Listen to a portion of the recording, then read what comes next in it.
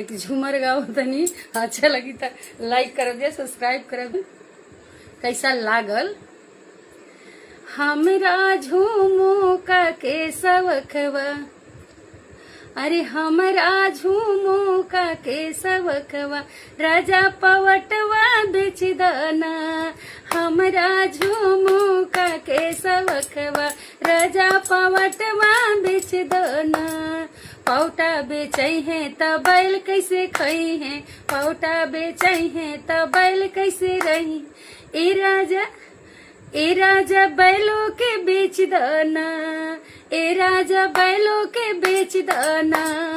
हमरा झूमो का के सबखवा, राजा पवटवा बेच दाना।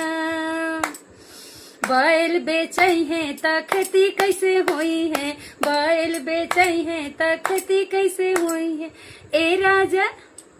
ए राजा बैलों के बेच दाना, ए राजा बैलों के बेच दाना। हमरा झूमो का के सबखवा, राजा पवटवा बेच दाना।